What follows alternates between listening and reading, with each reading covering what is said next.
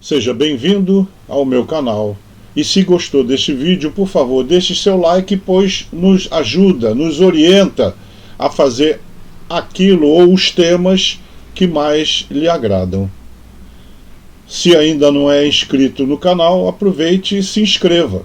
E não deixe de tocar o sininho, pois você será avisado de todas as novidades. Olá, amigos. Hoje eu vou abordar um tema que eu odeio.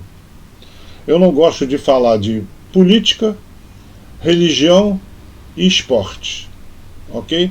São temas que acabam terminando em discussão, porque cada um tem a sua opinião, muitas vezes oposta, e aí começam os desentendimentos.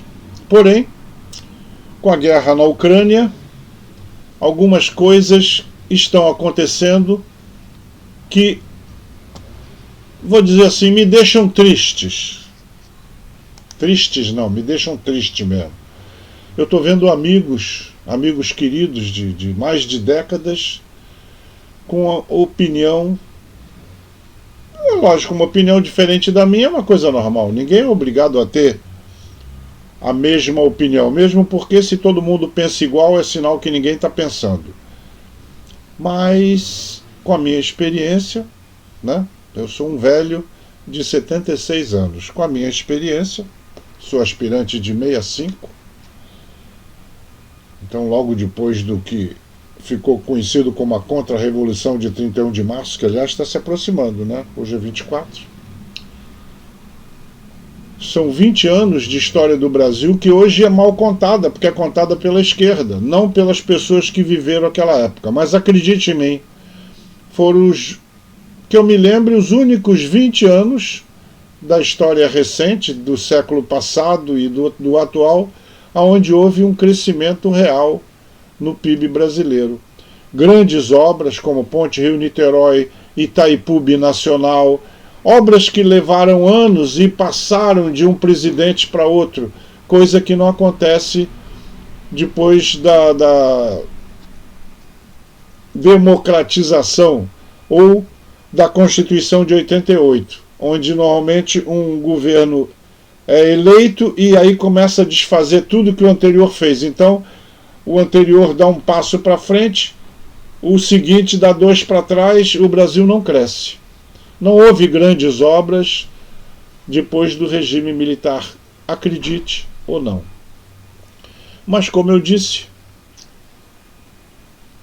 as coisas estão complicadas. Vou falar rapidamente de dois temas que eu não gosto, mas eu acho necessário, não para dar minha opinião de vote nesse ou vote naquele. Isso aí o voto é secreto e é um problema de cada um. Eu não vou dizer em quem que eu voto e muito menos perguntar em quem você vota.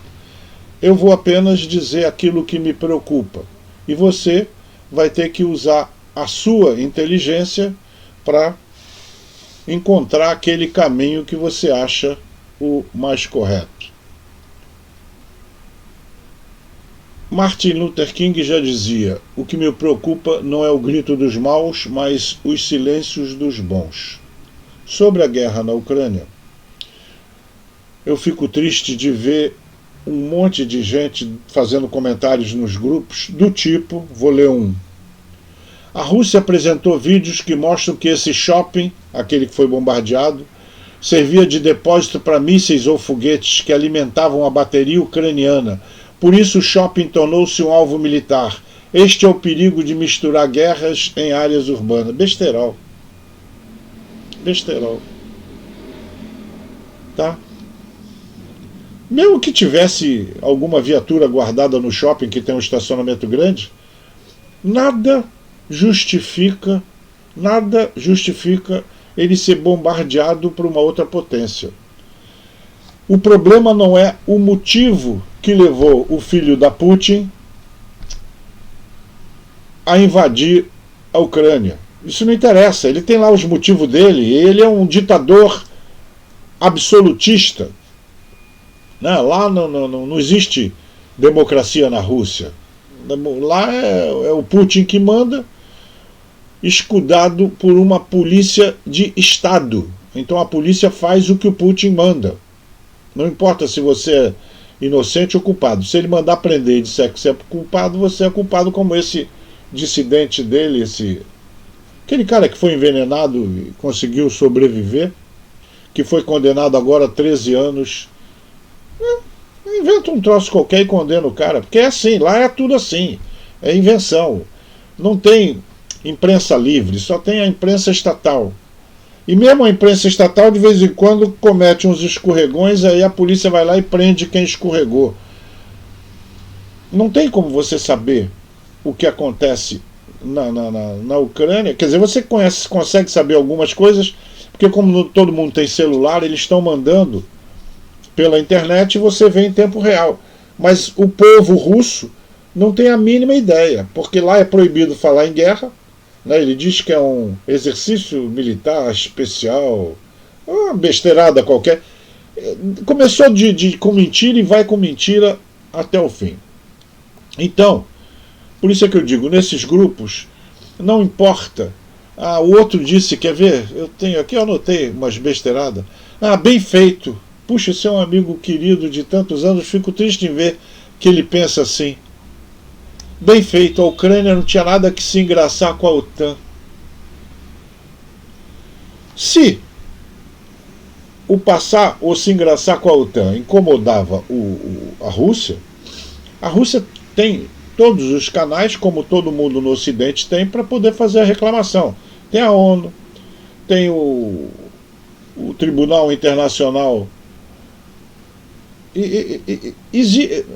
São um monte de maneiras de você atacar este fato no meio diplomático. Então é usando diplomacia e não bombas. O que ele fez foi: bom, o Ocidente é frouxo, e é mesmo, eu posso e vou. E fez. Então, não importa o motivo. O erro está em uma nação soberana, independente, ser invadida militarmente por outra. Ponto. Motivos não interessam. Interessa esse fato. E o pior é que está havendo genocídio em Mariupol. Né? Ele quer acabar com a cidade, matar todo mundo, porque ele quer ligar a Rússia à Crimeia. Então aquele pedaço todo ali do Mar de Azov, não sei o que lá, aquele pedaço todo vai ser uma extensão da Rússia. E isso é genocídio. Mata quem não é russo e enche aquela meleca de russos. O problema dessa, não vou dizer de invasão, o problema dessa, esqueci a palavra agora, é que o mundo é globalizado. Então, essa coisa que acontece na Rússia e Ucrânia está afetando o mundo inteiro e vai afetar o outro tema que eu não gosto de falar, que é eleições no Brasil. Hoje esse ano é um ano de eleições. Com a guerra, os preços estão todos mais caros, né, porque o barril do petróleo foi às alturas, já que a Rússia é um dos maiores produtores de petróleo. Vai começar a faltar daqui a alguns meses pão, que é feito de trigo, e a Rússia e a Ucrânia têm 40% do mercado mundial de trigo. As commodities, ou seja, tudo aquilo que a gente vende da agricultura, milho, soja, tudo isso está com preço nas alturas. Até o frango, peito de frango, que custava muito pouco há um mês, agora já está custando um preço bastante mais alto. E, bom, deixa para lá. Como é que afeta as nossas eleições? Primeiro, nós temos que entender que no Brasil nós não temos direita. Quer dizer, tem a direita agora com Bolsonaro. Mas desde 88, com a Constituição, que eu acho uma porcaria, essa Constituição já devia ter sido revista, porque ela foi feita sob premissas que não existem mais. Ela foi feita para impedir que os militares voltassem a poder, como fizeram em 31 de março de 64. Então ela é toda voltada para esse assunto. Militares ficaram no governo durante 20 anos. Só que isso não vai acontecer, os militares mudaram, eles não estão interesse mais em assumir essa porcaria, e, portanto, a Constituição já devia ter sido tornada mais democrática, porque ela não é. Ela é uma Constituição de esquerda. Ontem houve uma live de um amigo meu, que vocês já conhecem no canal, Coronel Gerson. Ele é fundador do Instituto Civitas e convidou a Bruna Torlai para falar de se existe direita e o que é esquerda e o que é direita no Brasil. É interessante. Quem quiser vai lá no Instagram, procura, que é muito longo, não vou colocar aqui, mas eu quero colocar um trecho do que ele falou. Ele é aspirante de 84, eu sou de 65, quer dizer, eu peguei todo o governo militar. Ele é de 84. Em 85 acabou o governo militar, em 88 saiu a nova Constituição. Então ele deu uma visão dos militares dessa época que são completamente diferentes dos militares da minha época. Vale a pena a gente ver para entender. O general Helder, agora promovido a general de divisão, mas ele ainda não passou o comando da brigada de infantaria paraquedista, de uma reportagem, de um assunto que eu fiz com o Coronel Gerson, que está no meu canal, vocês podem ver, sobre a guerra na Ucrânia, o general Helder falou assim, excelente, Coronel Gerson é um militar de muito respeito e profissional diferenciado, aprendi muito com ele. General de divisão Helder Braga. Então vamos ver um trechinho do que o meu amigo Coronel Gerson fala de esquerda e direita. Bom, então a gente já tem, você já colocou assim um quadro, né, que nós temos que raciocinar com esquerda e direita em um país que tem um marco legal, né, uma Constituição, uma Carta Magna, nitidamente amarrada com uma concepção social, em vez de ser uma carta liberal. Então, partindo desse pressuposto, a gente vai avançar um pouquinho para uma realidade que, na minha perspectiva, eu percebi, né, que nos meus primeiros anos da minha carreira militar, porque eu fui declarado aspirante oficial em 1984. Então, eu peguei o finalzinho, depois eu peguei a Constituição de 88, mas eu percebia, eu não sei como é que você estava nesse contexto aí da década de 80, que você é um pouco mais nova do que eu. Eu era criança, já. Isso. Então, eu sei que eu falei um pouco, mas na verdade você é bem mais nova do que eu estou lá com 4 netos e você ainda está com um filhozinho pequeno.